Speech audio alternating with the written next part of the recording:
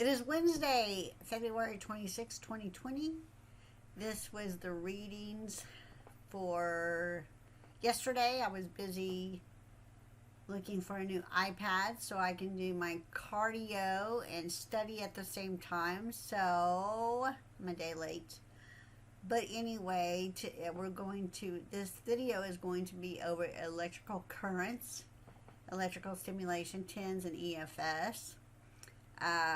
We're going to be doing the reading out of Michelle H. Cameron's book, Physical Agents and Rehabilitation, From Research to Practice, 4th edition. So let's go ahead and get started on the reading.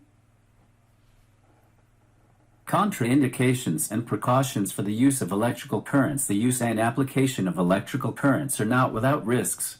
Widely accepted contraindications and precautions have been established to ensure the best clinical practice and application of these tools.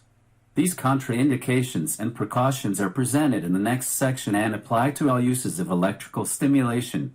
Contraindications for the use of electrical currents. Demand pacemaker or unstable arrhythmias. Electrical stimulation devices should not be used on patients with demand cardiac pacemakers because electrical stimulation may interfere with the functioning of this type of pacemaker, potentially interfering with the pacemaker's heart rate monitoring and causing a change in the paced heart rate. Electrical stimulation may also aggravate an unstable arrhythmia that is not treated with a pacemaker. Ask the patient, do you have a cardiac pacemaker? Do you have a history of heart problems, or have you been treated for heart problems? What type of heart problems? How recently has your doctor checked your heart? If the patient has a pacemaker, electrical stimulation should not be applied.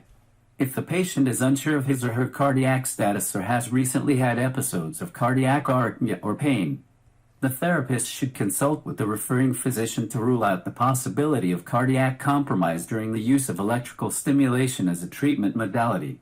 Over the carotid sinus, care should be taken to avoid placement of electrodes on the anterior or lateral neck in the areas over the carotid sinuses because stimulation to these areas may induce a rapid fall in blood pressure and heart rate.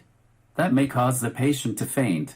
Venous or arterial thrombosis or thrombophlebitis. Stimulation should not be placed over areas of known venous or arterial thrombosis or thrombophlebitis because stimulation may increase circulation, increasing the risk of releasing emboli.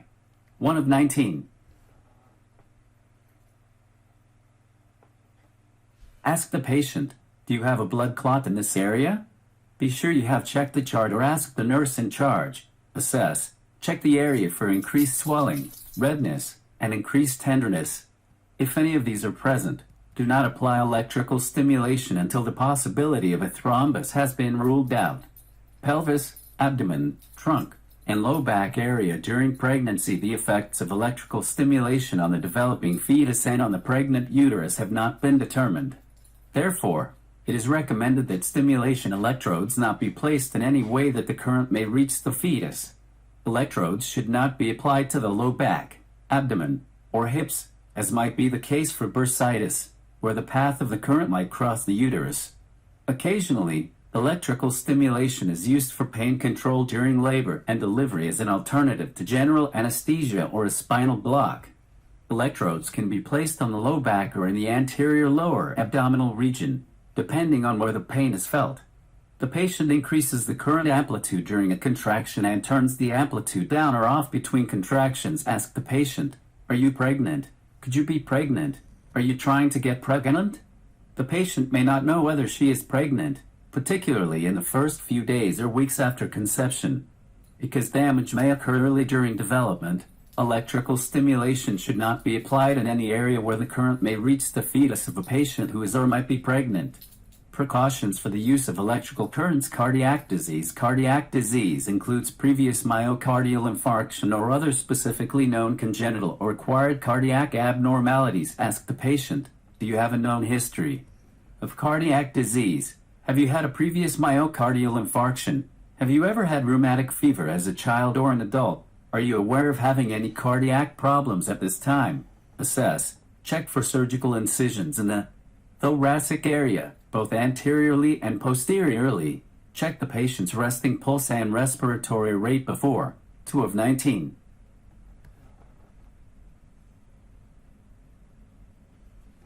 Initiating treatment, and check for changes in these values during and after applying electrical stimulation. Impaired mentation or impaired sensation. The patient's sensation and reporting of pain are usually used to contain within safe limits the intensity of current applied. If the patient cannot report or feel pain, electrical stimulation must be applied with caution, and close attention must be paid to any possible adverse effects. In addition, patients with impaired mentation may be agitated and may try to pull off the stimulation electrodes. Electrical stimulation may be used to treat chronic open wounds in areas with decreased sensation by first determining the appropriate current amplitude in an area with intact sensation. Assess sensation in the area, patient orientation and level of alertness, patient agitation. Malignant tumors. Although no research has explored the effects of applying electrical stimulation to malignant tumors, because electrical currents can enhance tissue growth, in most cases it is recommended that electrical stimulation not be applied to patients with known or suspected malignant tumor.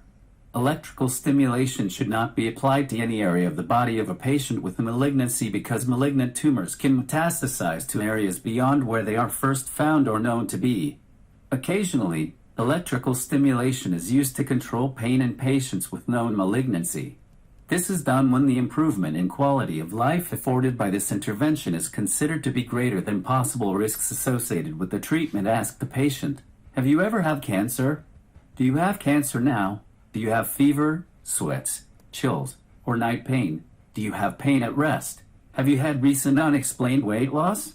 Skin irritation or open wounds. Electrodes should not be placed over abraded skin or known open wounds unless electrical stimulation is being used to treat the wound. Open or damaged skin should be avoided because it has lower impedance and less sensation than intact skin, and this may result in delivery of too much current to the area. Assess. Inspect the patient's skin carefully before placing electrodes. Check for increased redness, swelling, warmth, rashes, or broken and abraded areas. 3 of 19.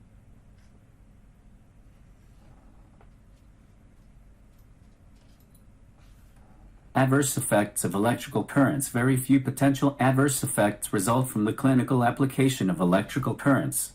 Careful evaluation of the patient and review of the patient's pertinent medical history and current medical status will minimize the likelihood of any adverse effects. In addition, patients should be monitored throughout the initial treatment with electrical stimulation for any adverse effects of the stimulation. If a patient is provided with an electrical stimulation unit for home use, the patient should be clearly instructed in its use and an early identification of potential adverse effects. Electrical currents can cause burns. This effect is seen most commonly when a DC or AC, including interferential current, is being applied. DC and AC are always on, unlike pulsed currents, resulting in high total charge delivery and high skin impedance. In addition, the chemical effects produced under DC electrodes can be caustic. If there is not enough conduction medium on an electrode, as can occur with repeated use of self-adhesive electrodes or poorly applied non-adhesive electrodes, the risk of burns also increases because of the increased current density in the areas where conduction is adequate. The risk of burns can be minimized by using at least 232-inch electrodes, and preferably 234-inch electrodes, for interferential currents, and by using only electrodes that adhere well to the skin. Skin irritation or inflammation may occur in the area where electrical stimulation electrodes are applied because the patient is allergic to the contact surface of the electrode, such as the adhesive, gel, or foam rubber. If this occurs, a different type of electrode should be tried. Some patients find electrical stimulation to be painful. In such patients, increasing the current amplitude slowly over a longer period of time or the use of larger electrodes may be better tolerated. In patients who find all forms of electrical stimulation painful, other treatment approaches should be used. Application technique. This section provides guidelines on the sequence of procedures required for the safe and effective application of therapeutic electrical stimulation. Patient positioning. Patient positioning is dictated by the area to be treated, the goals of treatment, and the device used. Primary to these three issues are patient. 4 of 19.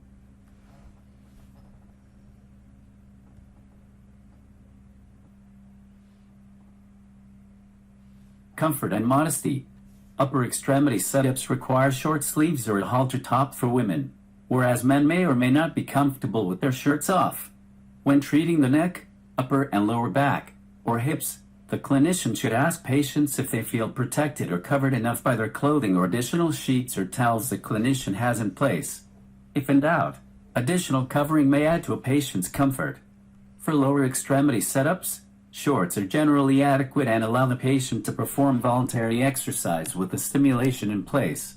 Electrode type. Many different types of electrodes are available for use with electrical stimulation devices. The electrodes serve as the interface between the patient and the stimulator. Electrodes are connected to the machine by coated lead wires. Surgically implantable electrodes are also available, but because these are not placed by therapists, they are not discussed further in this book. A number of factors, including electrode material, size and shape, the need for conductive gel, and the tissues to be treated, should be considered when selecting electrodes for electrical stimulation. The electrodes most commonly used today are disposable and flexible and have a self-adhesive gel coating that serves as the conduction medium. Figure 1119. The gel decreases resistance between the electrode and the skin. These self-adhesive electrodes may be designed for a single use or for multiple uses over a period of 1 month or longer. Although many electrodes on the market may appear to be made with similar material and conductive gel, conductivity, impedance, and comfort may differ between and within types. 35. 36. How often an electrode can be used depends on the nature of the gel coating and how well the electrode is cared for. Electrodes are best cared for by adhering them to a plastic sheet and placing them in a sealed plastic bag between uses. Once the gel coating starts to dry up, the current delivery becomes less uniform, causing uneven current density. In areas where the electrode is still able to conduct, the current density will be high. This can cause the skin under the electrode to burn. Therefore, electrodes must be inspected regularly, and dry or discolored ones should be discarded. Some patients may experience skin sensitivity to self-adhesive electrodes and may develop redness or a rash in the area where electrodes have been applied. This response generally reflects an allergy to the adhesive in the conductive gel. 5 of 19.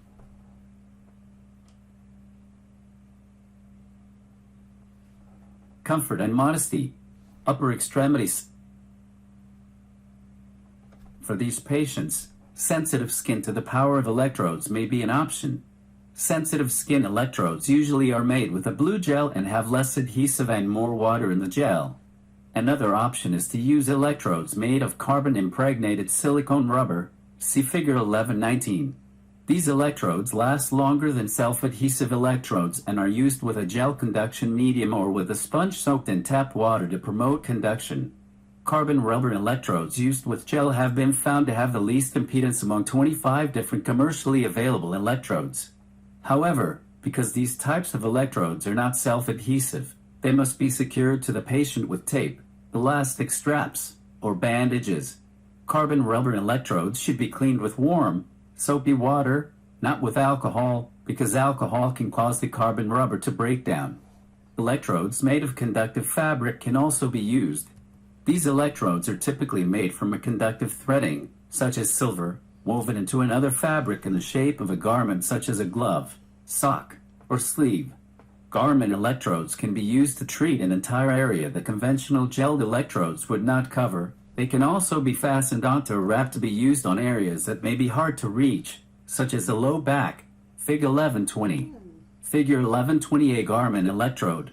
Courtesy Npte, Incorporated, West Trenton, New Jersey. Selection of electrode size, shape, and type depends on treatment goals, the area to be treated, and the amount of tissue or muscle bulk targeted. Smaller electrodes target stimulation to a small area, whereas larger electrodes will affect a larger area. Larger electrodes may be needed for areas with thicker subcutaneous fat tissue and are generally more comfortable than smaller ones but require a higher current amplitude to have the same effect. However, different sizes or shapes of electrodes do not change the overall efficacy of most electrical stimulation treatments. Electrode placement. To ensure even delivery of current, electrodes must lie smoothly against the skin without wrinkles or gaps. Self-adhesive electrodes usually maintain good contact. However, with other types of electrodes, flexible bandaging is generally needed to maintain good electrode-to-skin contact. Electrodes should not be placed directly over bony prominences because the greater resistance of bone and the poor adhesion of electrodes to highly contoured surfaces increase the 6 of 19.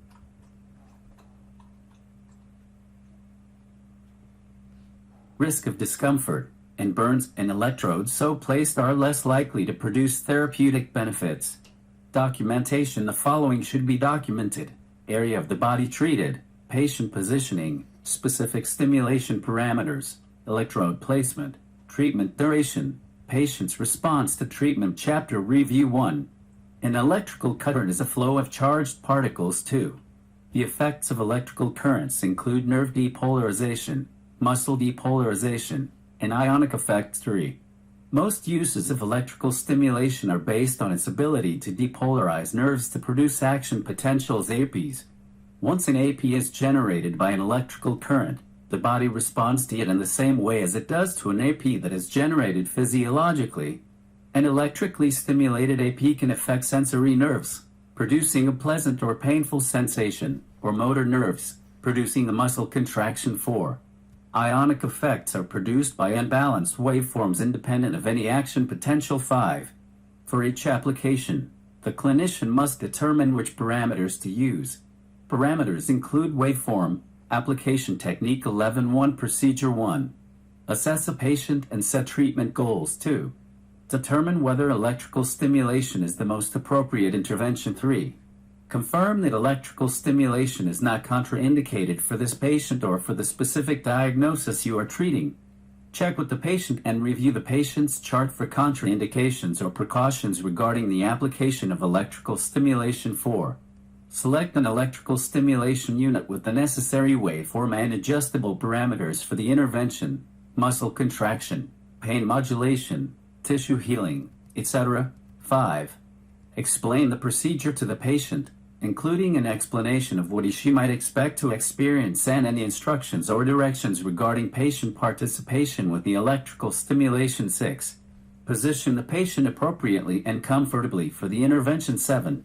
Inspect the skin where the stimulation is to be applied for any signs of abrasion or skin irritation. Clean the skin with soap and water and clip. 7 of 19.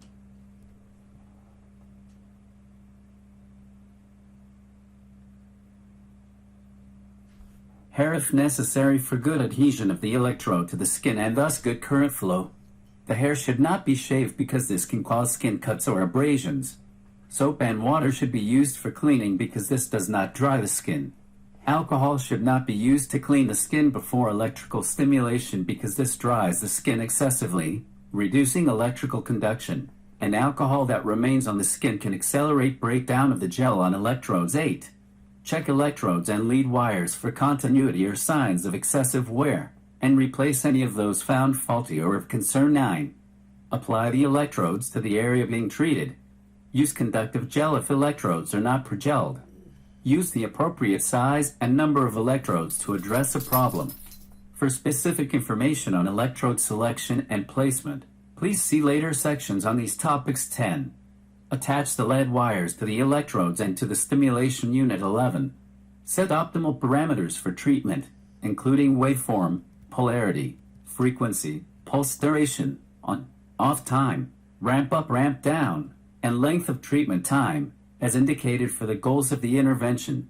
For specific information on parameter selection for different treatment effects, please refer to the sections on parameter selection within the clinical application discussions in chapters 12 through 14. 12. Slowly advance the amplitude until the patient is just able to notice a sensation under the electrodes.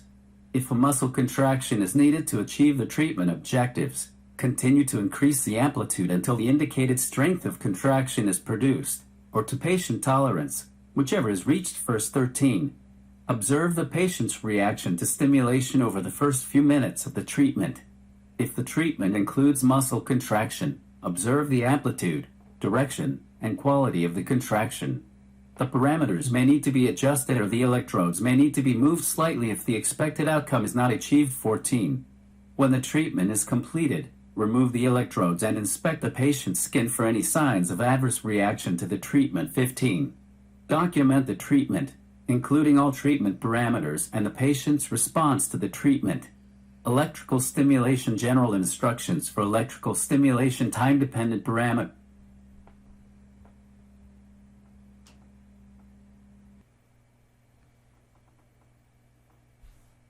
Electrical currents for pain control transcutaneous electrical nerve stimulation, TENS, is the use of transcutaneous electrical stimulation to modulate pain.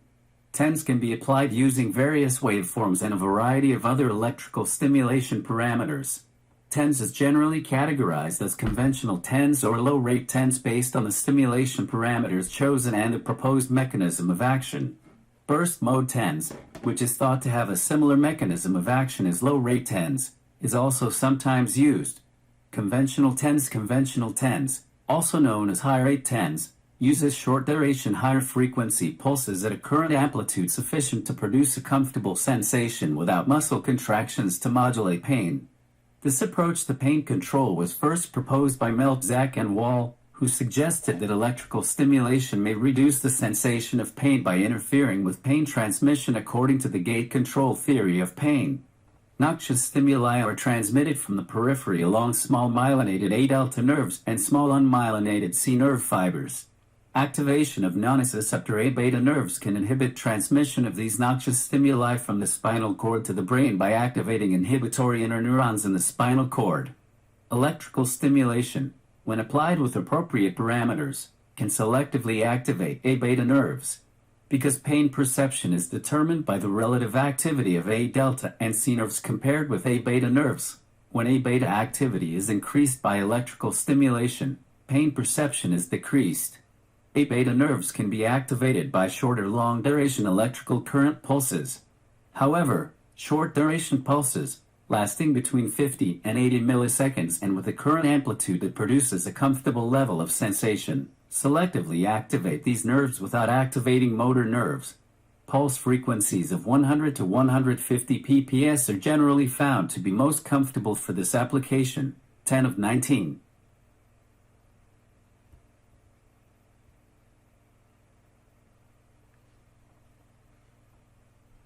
Because the primary pain modulating effect of conventional TENS is produced by gating and therefore generally lasts only while stimulation is being applied. This type of TENS should be applied when the patient has pain and may be used for up to 24 hours a day if necessary. Conventional TENS may also interrupt the pain spasm pain cycle, reducing pain after stimulation stops.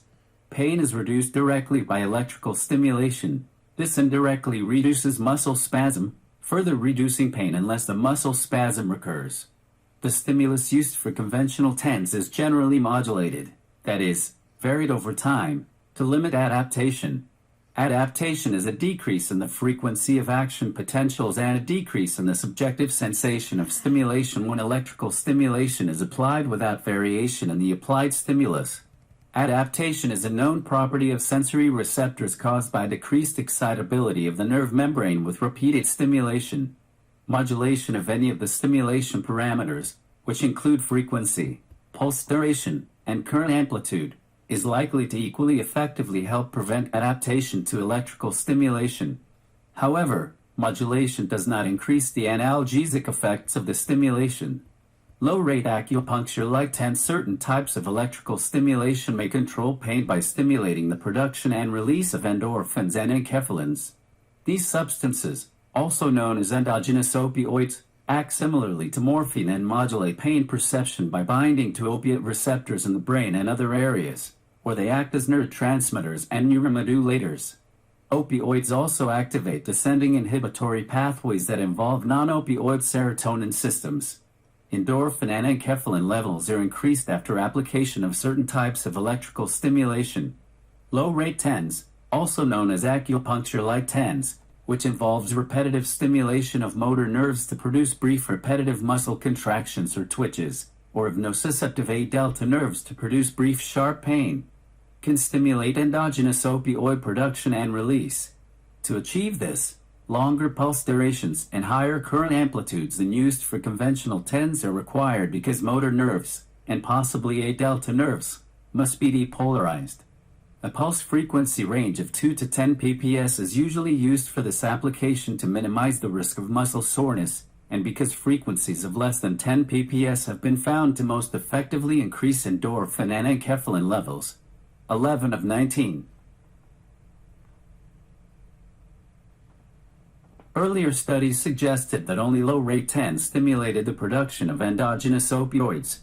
However, a recent study found that although low doses of naloxone, a mu-opioid receptor blocker, block the analgesia produced by low-rate TENS, 4 ppS, but not that produced by conventional high-rate TENS, 100 ppS.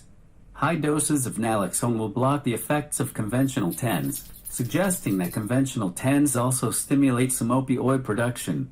Furthermore, naltrexone, a delta opioid receptor blocker, blocks only the analgesia produced by high-rate TENS and not the analgesia produced by low-rate TENS. Another recent study found that conventional and low-rate TENS reduce the intensity and unpleasantness of pain in patients who were taking opioids and in those who were not, but low-rate TENS was less effective than conventional TENS in patients who were taking opioids. This supports the hypothesis that low-rate TENS exerts most of its effect by stimulating the release of endogenous opioids. Although conventional TENS may stimulate endogenous opioid release, it has other mechanisms of analgesic action as well. Low-rate TENS usually will control pain for 4 to 5 hours after a 20-minute to 30-minute treatment. It is effective for this length of time because the half-life of the endogenous opioids released is approximately 4.5 hours. Low-rate TENS should not be applied for longer than 45 minutes at a time because prolonging the repetitive muscle contraction produced by the stimulus can result in delayed onset muscle soreness. Because TENS, particularly low-rate TENS, exerts its effect by increasing opioid levels, patients may develop tolerance to the stimulation that is similar to an opioid tolerance. Tolerance causes higher doses of the intervention to be needed to produce an effect. Patients may develop tolerance to TENS as early as the 4th or 5th day of stimulation. Frequency modulations, similar to those used to prevent accommodation, have been shown to delay tolerance to TENS-induced analgesia. Although both conventional TENS and low-rate TENS reduce pain, it is not clear which approach is more effective, and it is likely that they are more effective under different circumstances. Although one study on experimentally induced cold pressor pain found low-rate TENS to be more effective than conventional TENS, another study found that conventional TENS controlled experimentally induced ischemic pain more effectively than low-rate TENS, 12 of 19. Consistent with their proposed mechanisms of action, a recent study found low-rate and conventional TENS to be equally effective at controlling pain while being applied, but that low-rate TENS provided significantly more analgesia 5 and 15 minutes after the stimulation had stopped. Clinically, conventional TENS is recommended when sensation but not muscle contraction will be tolerated, such as after a recent injury when inflammation is present or tissues may be damaged by contraction. Low-rate TENS is recommended when a longer duration of pain control is desired and muscle contraction is likely to be tolerated. This occurs generally in the context of more chronic conditions. Burst mode TENS. Another type of TENS is known as burst mode TENS. For burst mode TENS, the stimulation is delivered in bursts, or packages, with a number of pulses in each burst. Figure 13.1. This mode of TENS is thought to work by the same mechanisms as low-rate TENS but may be more effective because more current is being delivered, and can be better tolerated by some individuals. A study comparing the effects of burst mode TENS with those of conventional TENS on experimental cold-induced pain found both forms to be more effective than placebo, but neither form of stimulation significantly more effective than the other. Electroacupuncture. Electrical stimulation may also control pain when the electrodes are placed on the skin overlying acupuncture points. This method of application is thought to stimulate energy flow along acupuncture meridians that connect acupuncture points in the body. The application of TENS over acupuncture points has been shown to decrease chronic neck pain when applied together with exercise and to decrease post-operative pain and analgesic use following spinal surgery.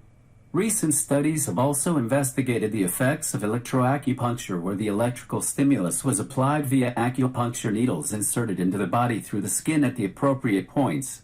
Electroacupuncture has been found to reduce pain, stiffness, and disability associated with osteoarthritis of the knee. It has also been found to reduce post-operative pain, reduce pain and improve function in patients with frozen shoulder, and reduce pain in various experimental models.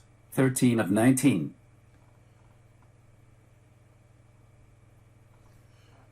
Recent meta-analyses have found that although electroacupuncture may be effective for some applications, the data are insufficient to conclude that it was effective in the treatment of pain associated with rheumatoid arthritis or labor. The mechanisms of action of electroacupuncture are uncertain but are likely similar to those of conventional and low-rate TENS in that the effects of electroacupuncture are reversed by naloxone, suggesting that this intervention promotes endorphin release. Electroacupuncture has also been shown to decrease plasma cortisol, suggesting that the reduction in pain also results in a reduction in stress. Electroacupuncture requires special training and licensure to allow the clinician to place needles through the patient's skin. In the United States, physical therapist and occupational therapist licenses do not include permission to puncture the skin. Contraindications and precautions for the use of electrical currents for pain control. For more detailed information on these contraindications and precautions, refer to the section on contraindications and precautions for the application of electrical currents in Chapter 11. Contraindications for the use of electrical currents for pain control. Use caution when applying acupuncture like TENS if muscle contraction is painful or may disrupt healing. Acupuncture like TENS requires that the amplitude elicit a muscle twitch, which may be contraindicated. Precautions for the use of electrical currents for pain control. Parameters for electrical stimulation for pain control. The parameters used for electrical stimulation for pain control are discussed in detail following and are summarized in Table 13.1, 14 of 19.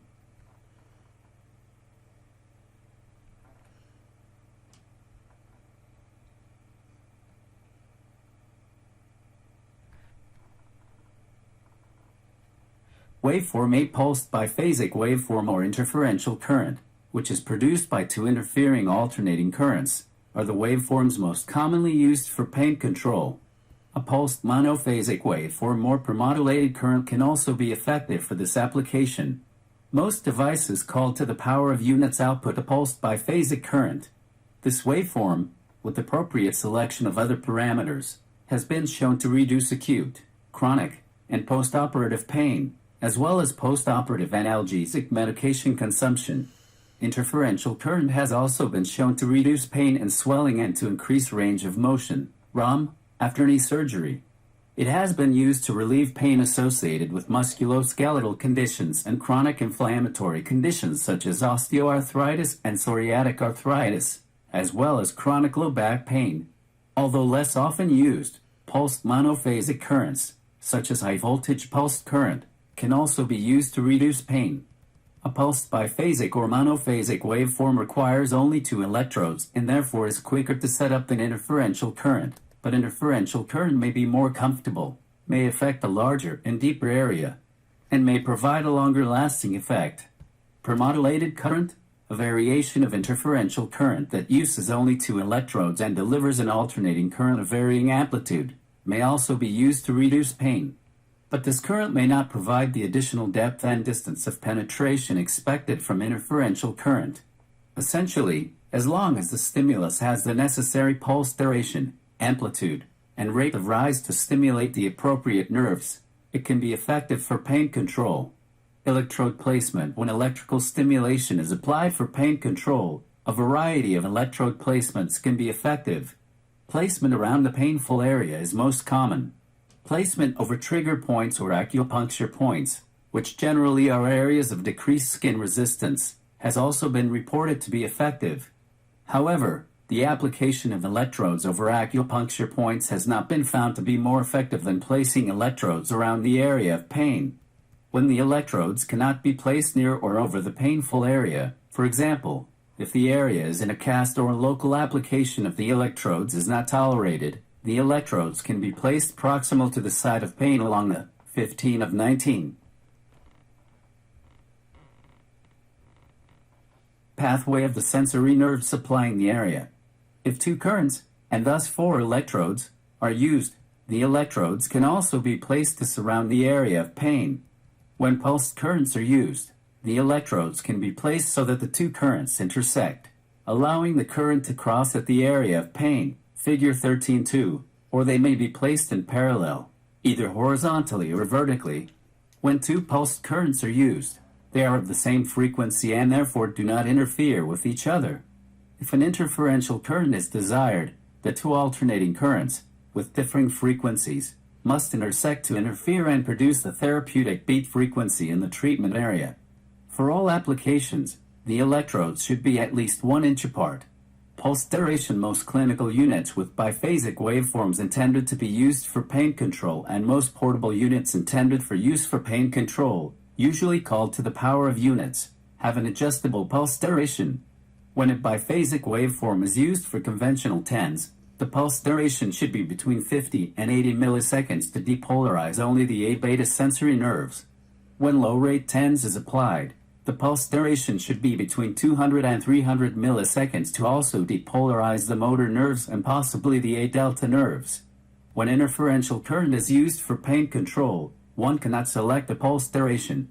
Interferential current is composed of alternating current AC, or the wavelength, which is equivalent to the pulse duration of a pulsed waveform, changes inversely with the carrier frequency. If the carrier frequency is higher, the wavelength is shorter, and if the carrier frequency is lower, the wavelength is longer. When the carrier frequency is 2500 Hz, the wavelength is 400 milliseconds. When the carrier frequency is 4000 Hz, the wavelength is 250 milliseconds, and when the carrier frequency is 5000 Hz, the wavelength is 200 milliseconds. Most units that can deliver interferential current have a fixed carrier frequency of 4000 or 5000 Hz, 16 of 19.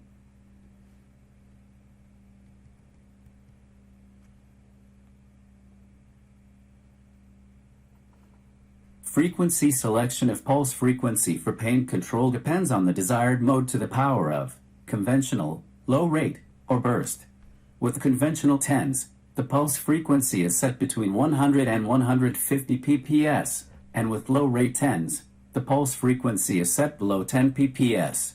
TENS units that have burst mode available are generally preset by the manufacturer to provide 10 or fewer bursts each second, with pulses within a burst being at 100 to 150 pps, thereby attempting to combine the effects of conventional and low-rate TENS, or to enhance endorphin release by maintaining the low rate to the power of and delivering more current.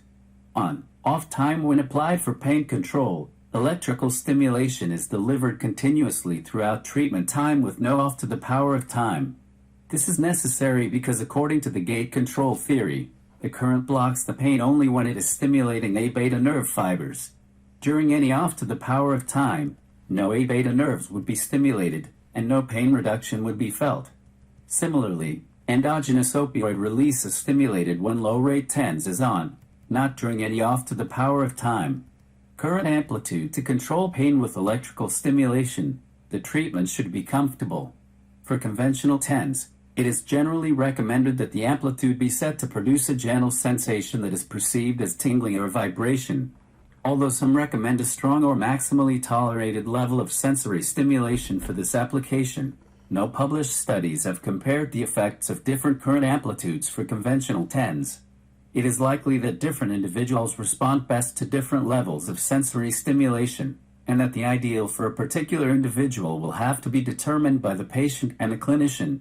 For low rate and burst TENS to be effective, the amplitude must be sufficient to produce a muscle contraction that can be seen or palpated by the clinician. 17 of 19.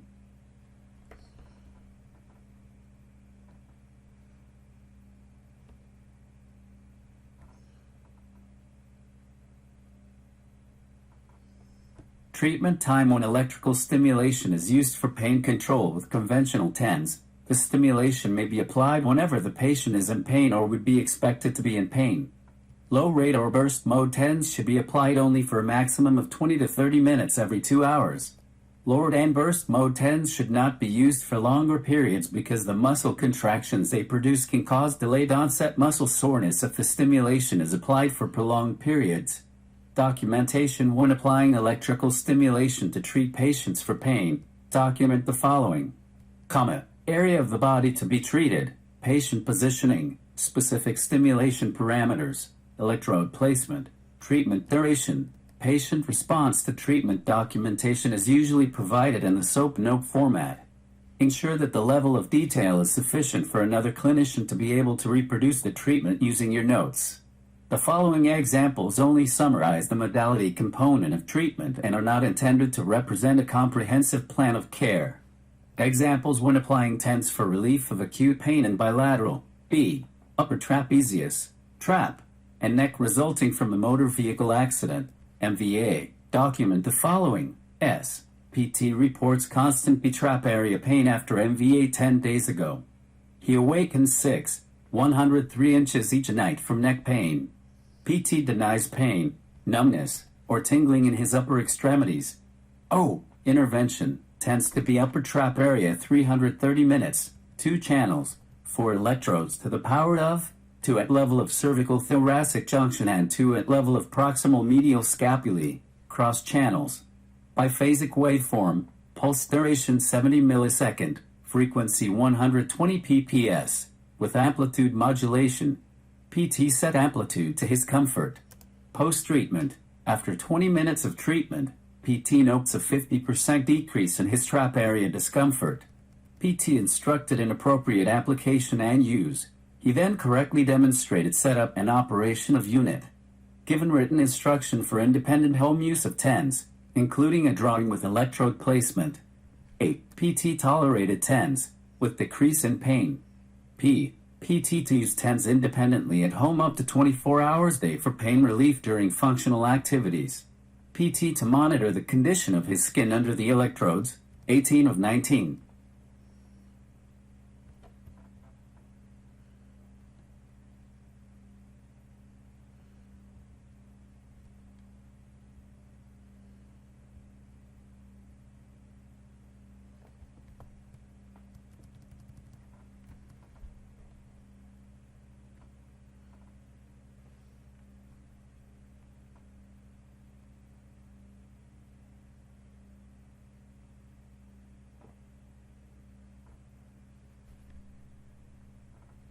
And that is it of the readings. So down here, save that. It's a nice little example of the SOAP note, don't you think? Okay, so those readings came from Chapter 11, Introduction to Electrical Currents, and Chapter 13, Electrical Currents for Pain Control. Here's the contraindications for the use of electrical currents. Demand cardiac pacemaker or unstable arrhythmias. Placement of electrodes over the carotid sinus. Areas where venous or arterial thrombosis or phlebitis is present. Pregnancy. Over or around the abdomen or low back. Electrical stim may be used for pain control during labor and delivery, as discussed in Chapter 13. Pause for a second. Okay, so I paused a little bit so we could pull up a picture of the carotid sinus and nudgers. So let's go down here. And there it is right there. Carotid sinus. And there it is again. That's a picture of the neck. And that line is going to right here. So it's going to be right in here. I love anatomy. Right here. So that's really close, so you'd want to keep your electrodes back here if you're putting them on the cervical spine and not up here. There it is again. See how close it is to the transverse processes? I mean, it's pretty close. Yep. There's the vertebral artery and then the carotid sinus. So you definitely don't want to put it there. Okay.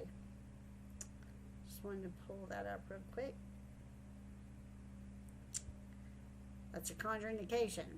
Precaution, cardiac disease, patients with impaired mentation or in areas with impaired sensation, malignant tumors, areas of skin irritation or open wounds. Here's the electrodes that they talked about.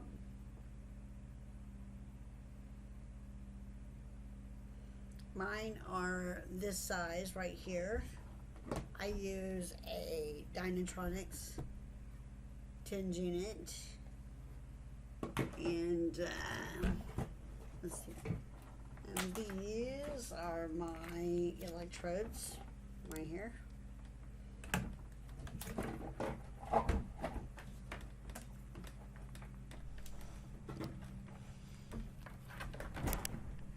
Uh-oh.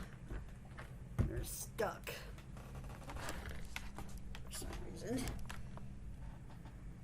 But here's my electrodes.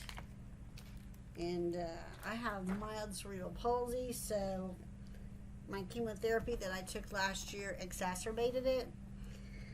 And so I've been using my 10 unit a lot more than I used to. There's a garment electrode. That was pretty interesting about the garment electrodes.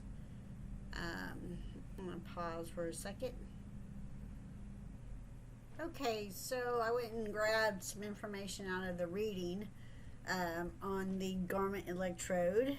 Garment electrodes can be used to treat an entire area that conventional gelled electrodes would not cover.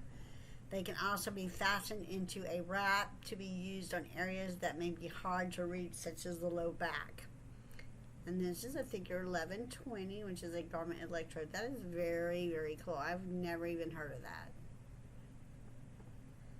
Figure 1121, the effect of electrode spacing. When electrodes are closer together, the current travels more superficially. When the electrodes are further apart, the current goes deeper. And here is the application technique. I'm pretty sure I already had that in the reading.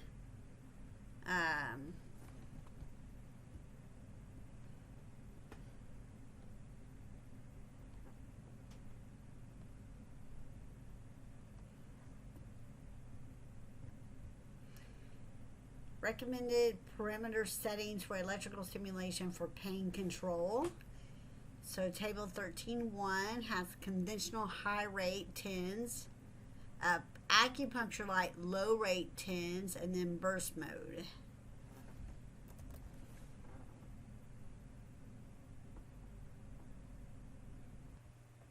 Okay, I just copied that table and sent it to my sister. I got her to get a 10s unit too. This is a nice little table. Let's see, let's go over it a little bit. Conventional high rate, pulse frequency 100 to 150. So that's going to be your hertz right there. If you use a Dynatronics 10 unit, it's going to be to your right when you're looking at it. So you would place that at 100, and this one only goes up to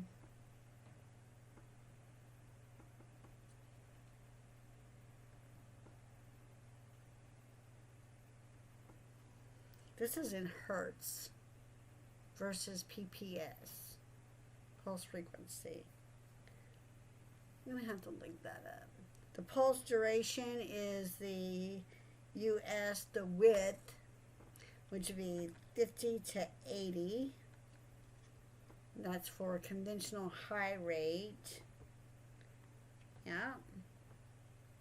Where the acupuncture light is going to be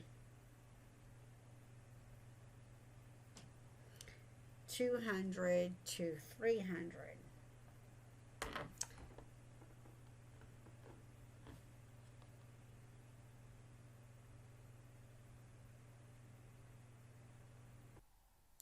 Okay, I have to admit, I have not studied this very much.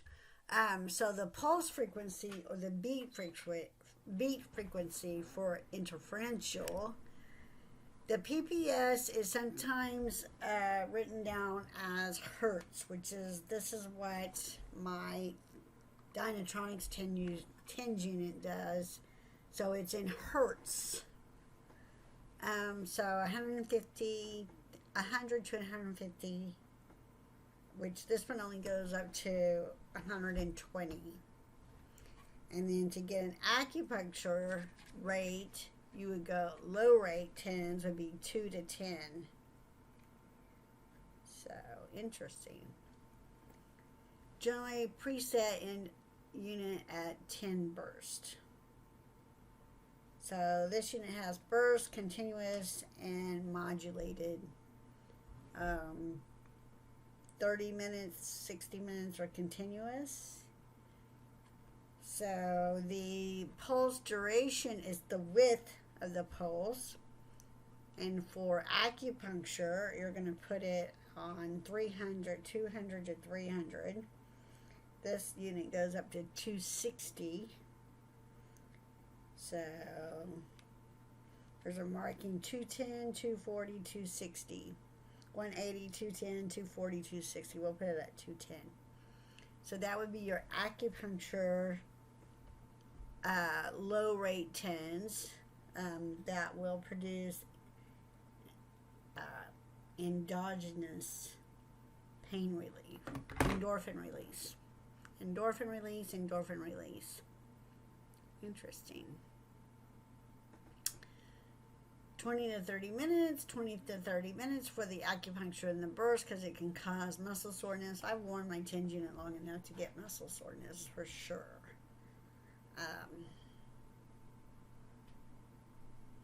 Pretty cool.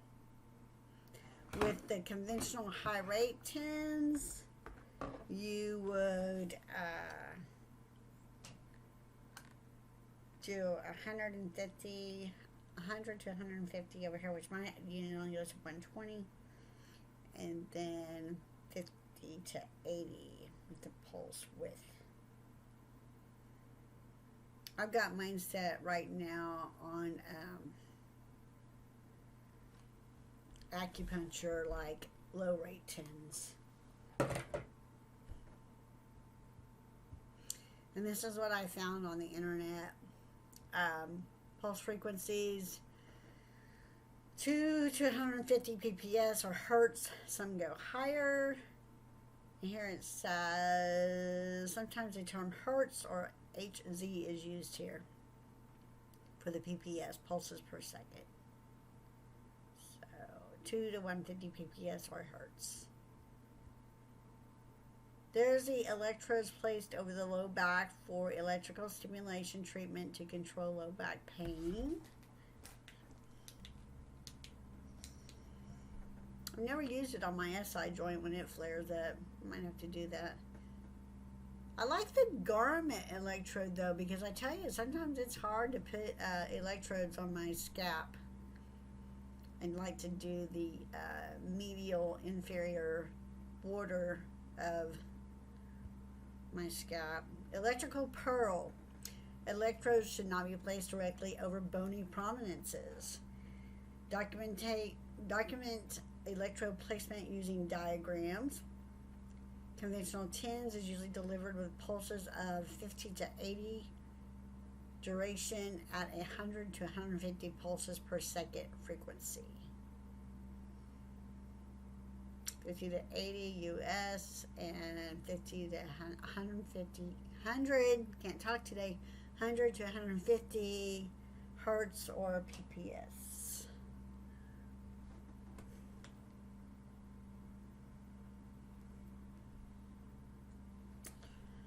So here's the burst mode. So you have a burst duration and then an burst interval and then another burst duration.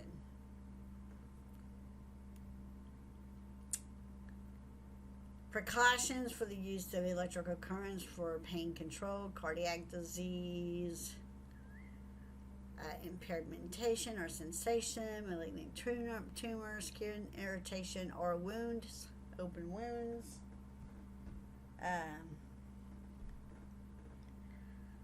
Demand pacemaker or unstable arrhythmias, over the carotid sinus, and these are contraindications.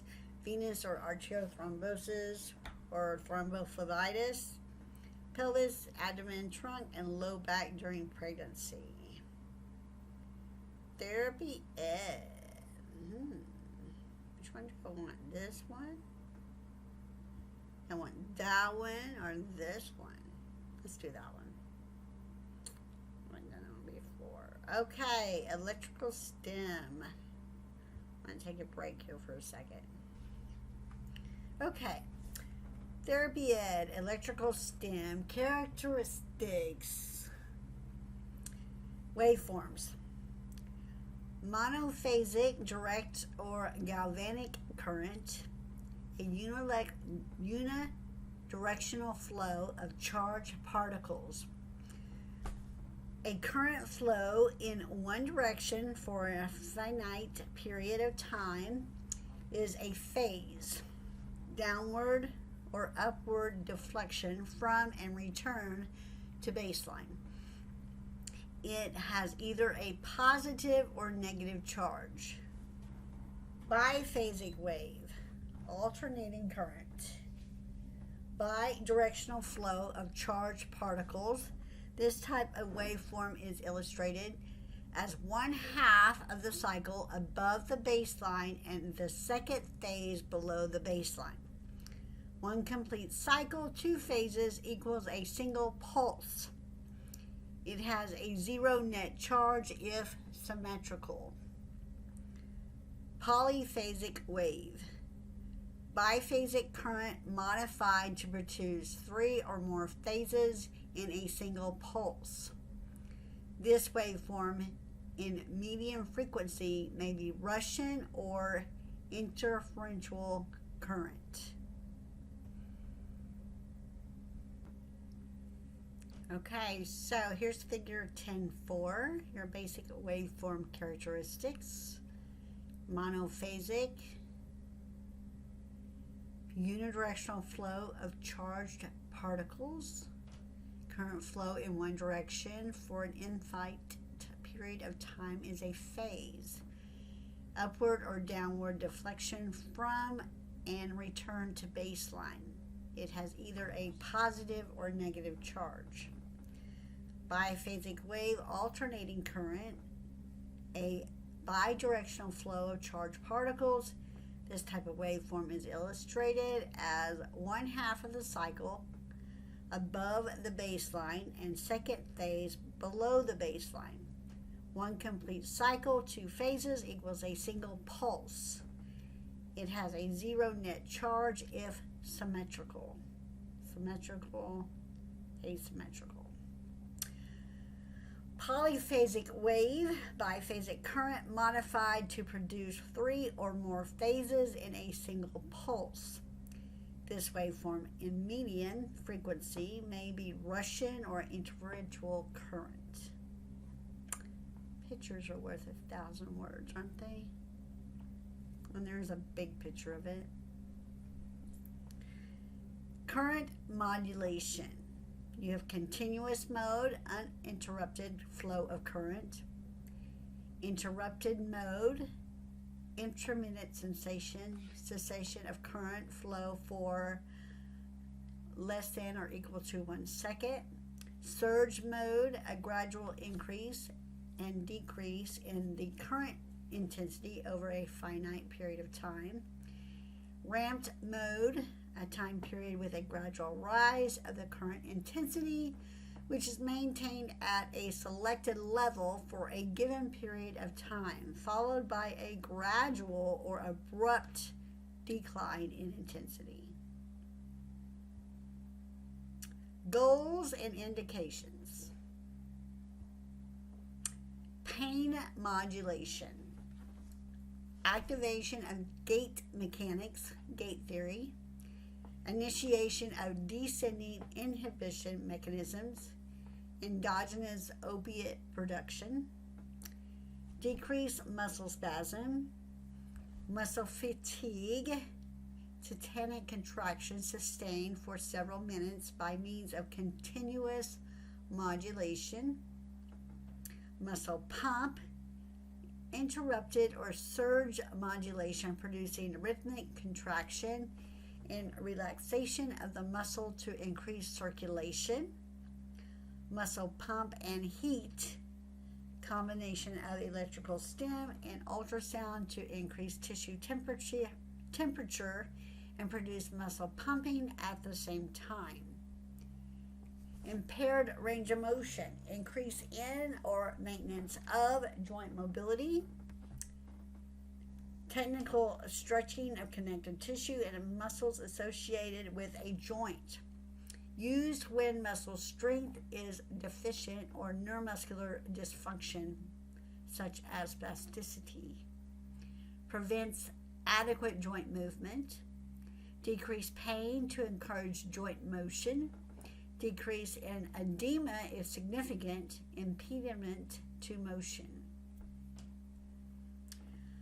Muscle re-education, training muscles to respond appropriately to volitional effort, acts as active assistive exercise, provides proprioceptive feedback, assists in coordinated muscle movement.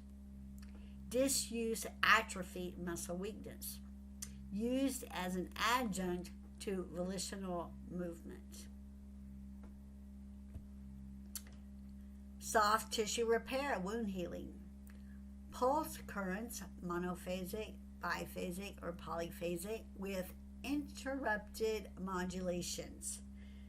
Improve circulation via the muscle pump to improve tissue nutrition and hasten metabolic water disposal. Monophasic currents, high volt continuous modulations, high volt pulsed currents. Electrical potential theory, restoration of electrical charges in wound area.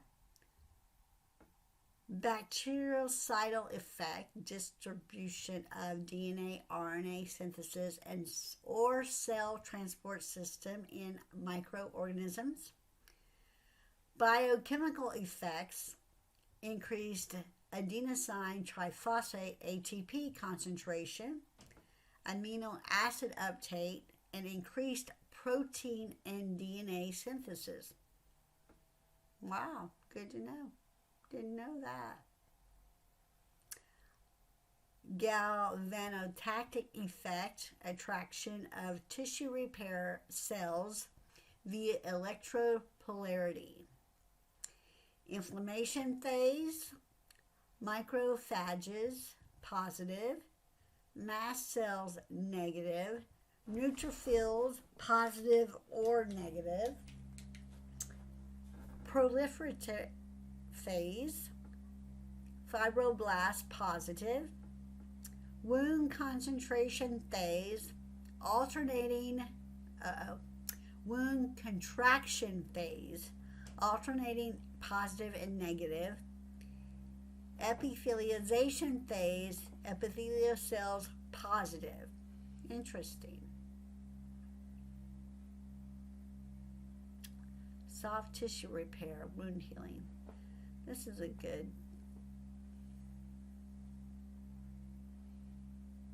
good slide to know.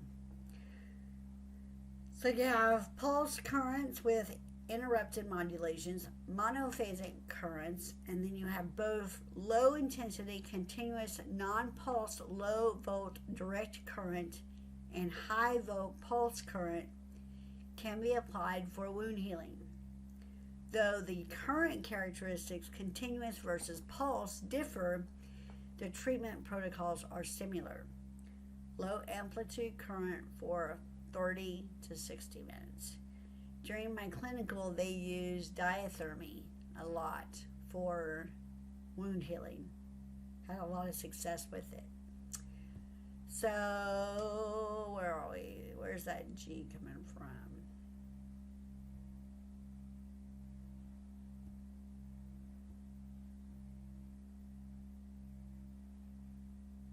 I feel like something's out of.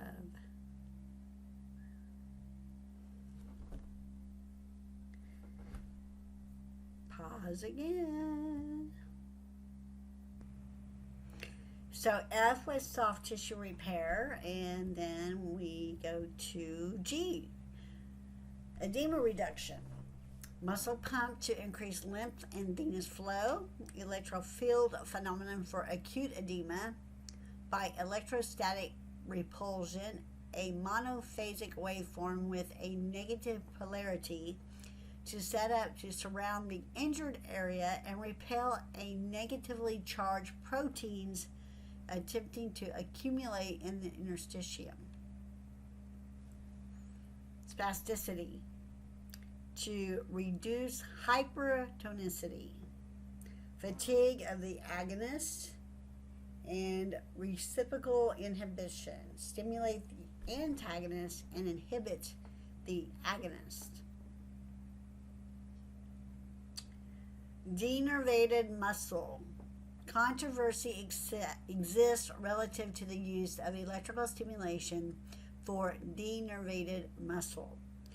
Previous animal and clinical studies indicate that denervated muscle can be stimulated by monophasic or biphasic currents with long pulse duration, producing a vermicular contraction.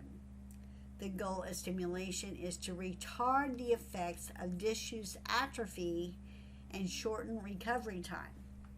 Recent animal studies suggest that electrical stimulation may be deleterious to denervated muscle by interfering with regeneration of neuromuscular junction and subsequent reinnervation, and traumatizing hypersensitive denervated muscle. The financial cost and prolonged treatment time required until reinnervation occurs are additional factors for consideration of electrical stimulation on denervated muscles.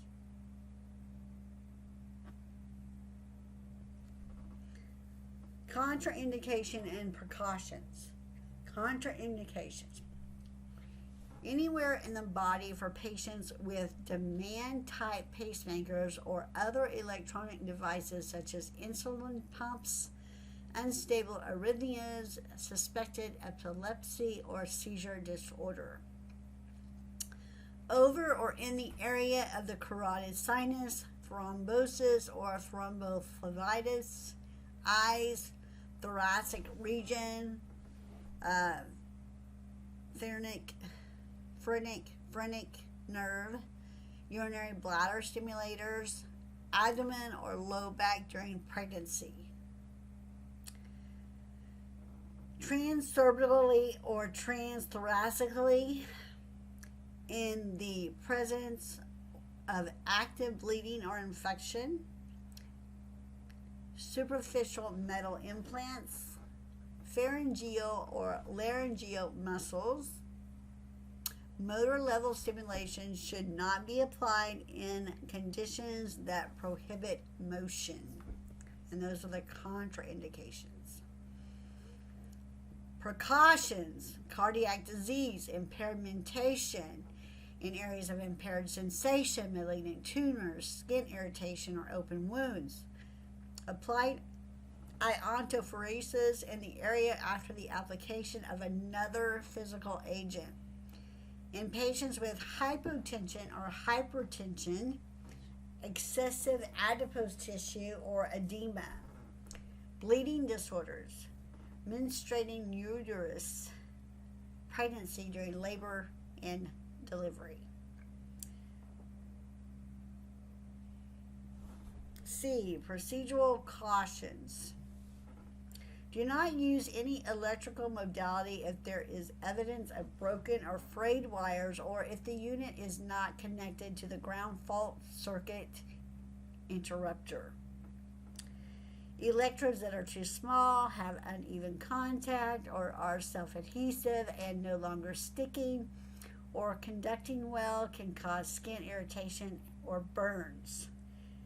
Electrostimulation should not be used while playing sports, driving, operating heavy machinery, near a diathermy device, or in conjunction with other electronic monitoring equipment. General guidelines for electrical stimulus procedures: electrode selection, electrode size. 2 electrodes leads are required to complete the current circuit. 1 electrode is generally called the active stimulating electrode and is often placed on the motor point. The second, larger electrode is called the dispersive or inactive electrode. Current density, the amount of current that is dispersed under the electrode, is relative to the electrode size. A given current intensity passing through the smaller active electrode produces high current density and thus a strong stimulus, while the same current is perceived as less intense under the larger dispersive electrode because of the lesser current density. Electrode size should be relative to the size of the treatment site. Large electrodes in a small treatment area forearm could result in current overflowing to surrounding muscles and produce undesired effects. Conversely, small electrodes applied to a large muscle like the quadriceps could result in a high current density under the electrode that makes electrical stimulus uncomfortable to the patient. The active electrode is usually placed over the treatment site, motor point, in order to produce a stimulation effect. The dispersive electrode may be placed on the treatment site or at a remote site. Unipolar, monopolar placement. One single electrode or multiple active electrodes placed under treatment area. Usually larger dispersive electrode, inactive, placed ipsilaterally away from treatment area on the same side. Bipolar placement. Equal size active and dispersive electrodes on same muscle group or in same treatment area. Smaller treatment electrodes may be used to better conform to small treatment areas. The space between the active and dispersive electrodes should be at least the diameter of the active electrode. The distance between the electrodes should be as great as is practicable.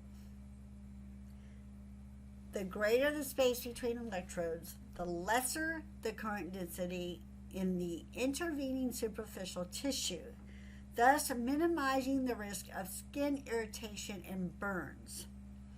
If deep penetration causes contraction of undesired muscles, move the electrodes closer together. Inspect the patient's skin. Diligent skin inspection and skin care is very important with long-term use of electrical stimulation. This is especially important during home use of transcutaneous electrical stimulation and other electrical stimulation modalities. Long-term repetitive stimulation and electrode placement and removal can irritate the skin and initiate skin breakdown.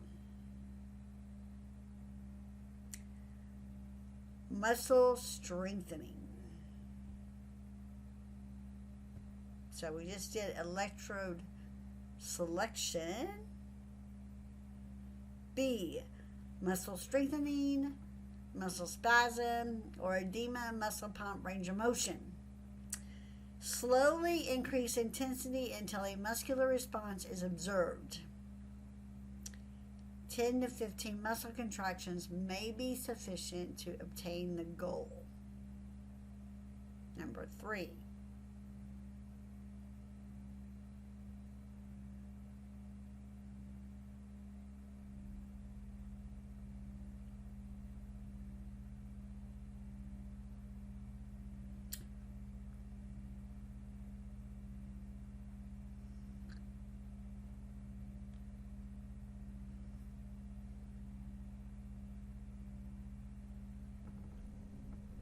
Okay, duty cycle.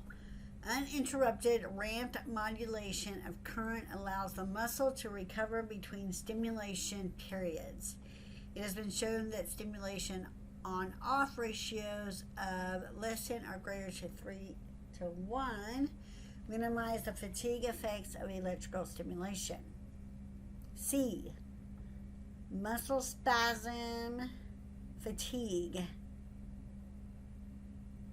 1. Procedure as above for innervated muscle, current applied in continuous mode, or 1-to-1 off and on ratio. Muscle re-education.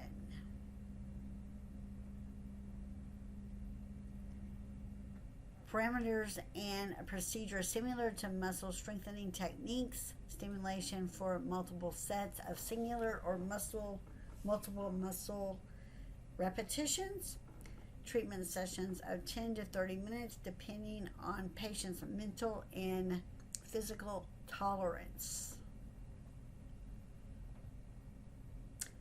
Iontophoresis.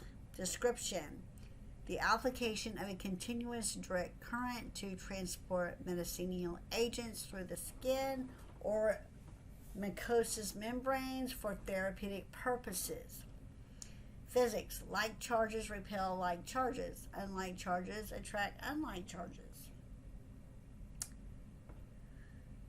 Electrochemical effects are related to iontophoresis: dissolved acids, bases, salts, or alkaloids in an aqueous solution dissociate into positively or negatively charged substances, ions, when electrical current flows through a substance.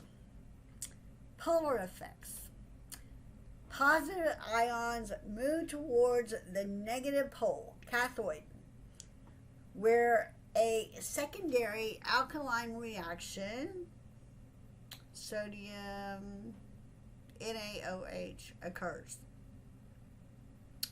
Negative ions move toward the positive pole, anode, where an acid is produced, hydrochloric acid.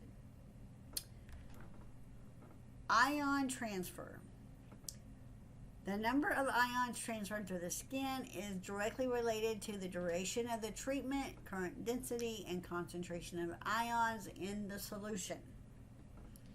Electrical stim characteristics of iontophoresis. Direct current. Maximal intensity of 4 to 5 milliamps. Indications is seen on table 10.7. Contraindications refer to general rules for electrical stimulation, impaired skin sensations, allergy to or sensitivity to medicinal agent or direct current, denubbed area or recent scars, cuts, bruises, broken skin, metal in or under treatment area. And here's table 10.7, which are your indications. Analgesia, calcium deposits, dermal ulcers, edema reduction, fungal infections, hyperhidrosis, muscle spasm, musculoskeletal inflammatory conditions.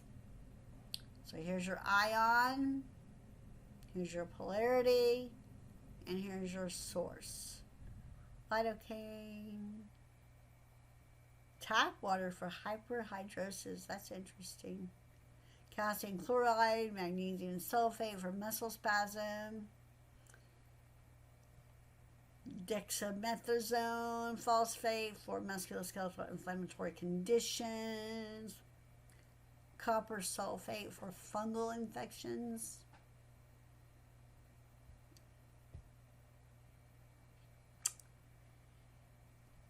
Transcutaneous electrical nerve stimulation.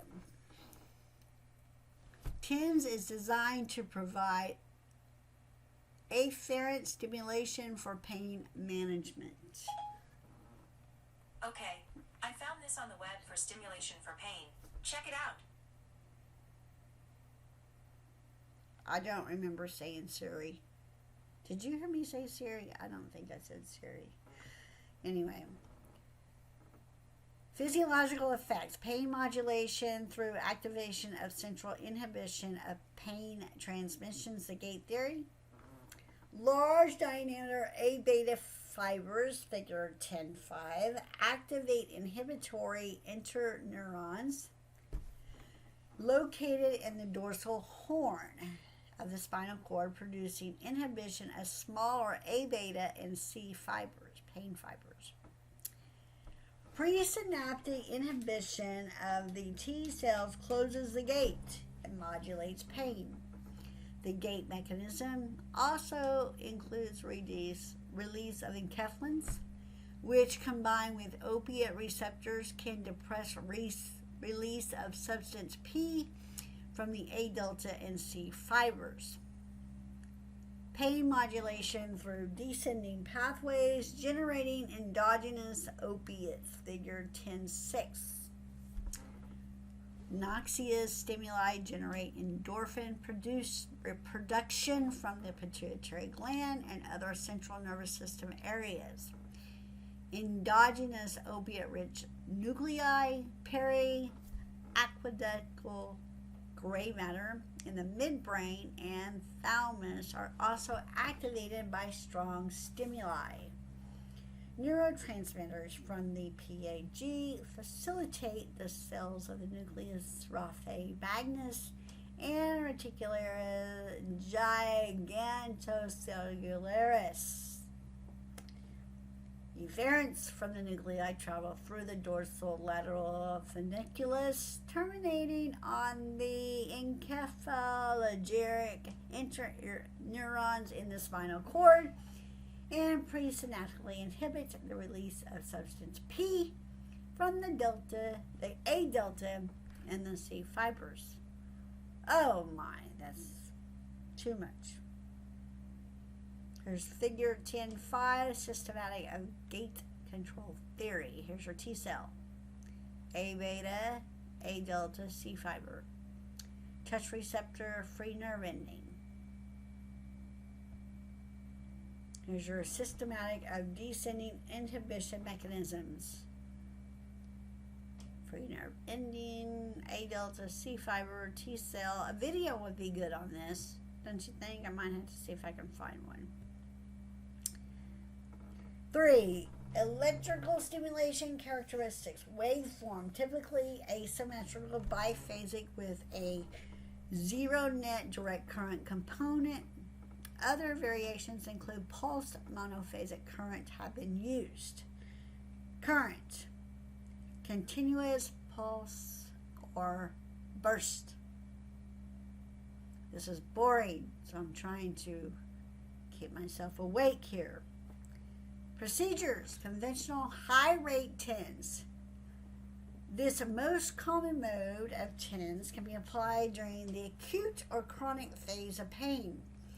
Modulation of pain via inhibition of pain fibers by large diameter fiber activation, gate mechanisms. Onset of pain relief is relatively fast and duration of relief is relatively short. Amplitude, comfortable tingling sensation, paresthesia, no muscle response. Pulse rate, 50 to 80. Pulse duration, 50 to 100. Mode, continuous. Durations, 20 to 60 minutes. And the duration of pain relief is temporary. So on the diatronics TENS unit here that I have, pulse rate 50 to 80. That would be on your, let's see, on this side right here. 50 to 80. And then the pulse duration on the other side would be 50 to 100 here. And the mode, which is in the middle, would be C, continuous in the middle.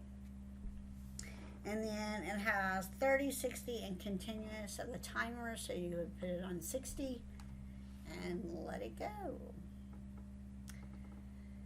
Acupuncture like strong low rate TENS can be applied during the chronic phase of pain.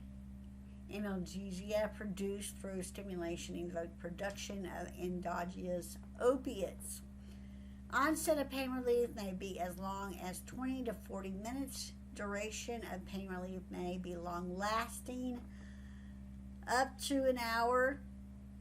Amplitude, strong but comfortable rhythmic muscle twitches. Pulse rate 1 to 5 pp's. And that's your hertz. Yep. So it's going to be on this side.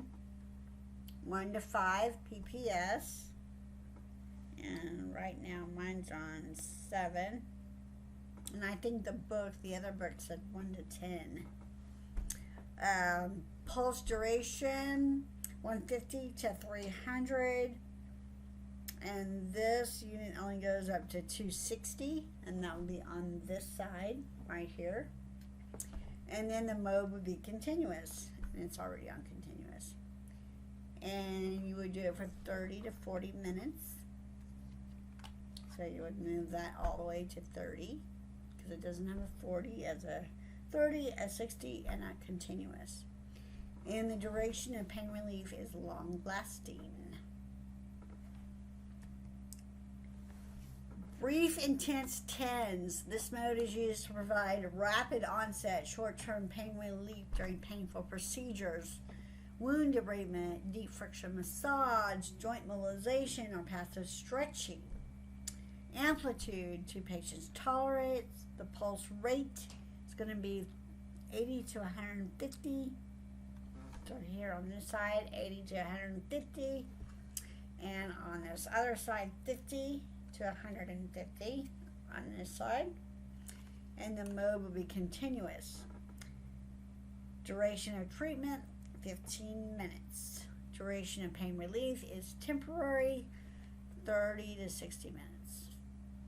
Burst mode, and there's a B on here, B. Pulse trains, TENS, combines characteristics of both high and low rate TENS, stimulation of endogenous opiates, but current is more tolerable to patient than low rate TENS.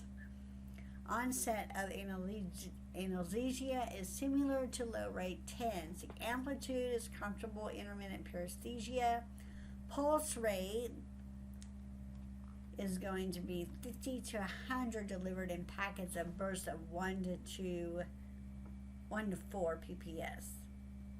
So pulse duration is anywhere from 50 to 200.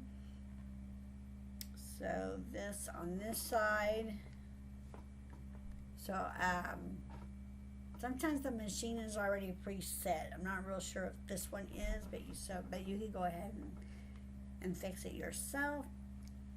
So it would be 50 to 100. Yep. And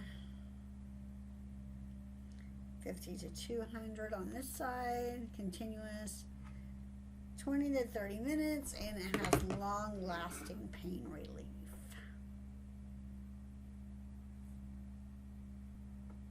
Okay, almost done. Hyperstimulation point stimulation TENS. Use of a small probe to locate and noxiously stimulate acupuncture or trigger points. Multiple sites may be stimulated per treatment. Onset of pain relief is similar to acupuncture type TENS. Amplitude, strong to patient's tolerance. Pulse rate 1 to 5. Pulse duration 150 to 300. Treatment duration 15 to 30-second increments. Duration of pain relief, long lasting. Modulation mode TENS. A method of modulated the parameters of the above TENS modes to prevent neuro or perceptual adaptation due to constant electrical stimulation. Frequencies and intensities and pulse durations can be altered by 10% or less, 1 to 2 times per second. And so on this unit, there's a B, a C, and an L. And that would be for modulated. Electrode placement. Several options should be considered. Acupuncture site, dermatonal distribution of involved nerve, over painful site, proximal or distal to pain site, segmentally related myotones, or trigger points. Goals and indications, acute and chronic pain modulation. Contraindications, patient with demand type pacemaker or over chest a patient with cardiac disease. TENS not applied over eyes, laryngeal or pharyngeal muscles, head or neck of patient following cerebral vascular accident or with epilepsy. TENS not applied to mucosal membranes.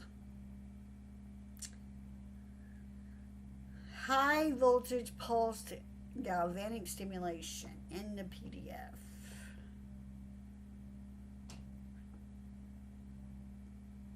So we're not going to read that one because it's not complete because the PDF ended. So let's go to the next PDF. Functional ES. Description. FES encompasses a wide range of stimulator units and techniques for disuse atrophy, impaired range of motion, muscle spasm, muscle re-education, and spasticity management. FES is also called neuromuscular electrical stimulation. NMES and functional neuromuscular electrical stimulation. This section will describe FES as an alternative or supplement to the use of orthotic devices.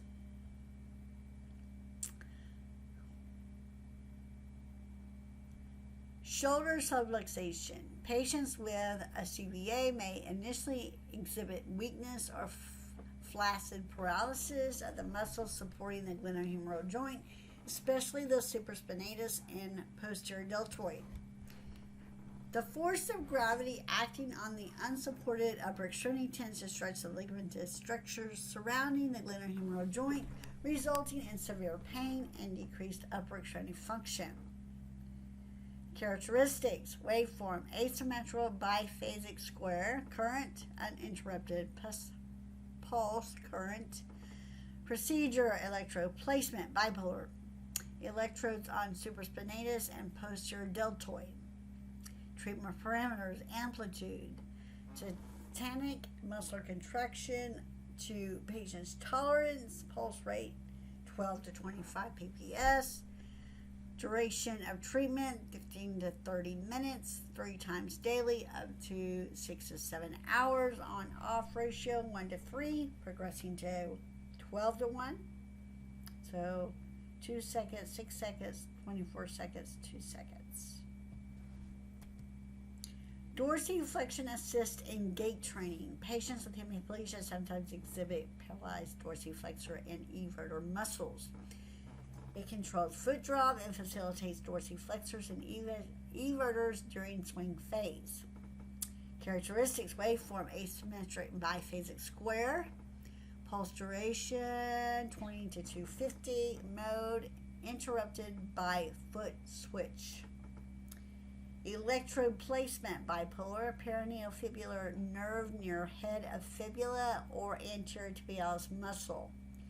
Parameters: tetanic muscle contraction sufficient to decrease plantar flexion. Pulse rate 30 to 300. Treatment mode: heel twitch, contains pressure-sensitive contact that stops stimulation during stance phase and activates stimulation during swing phase. Hand switch also allows therapists to control stimulation during gait. Other gait-assisted protocol considerations.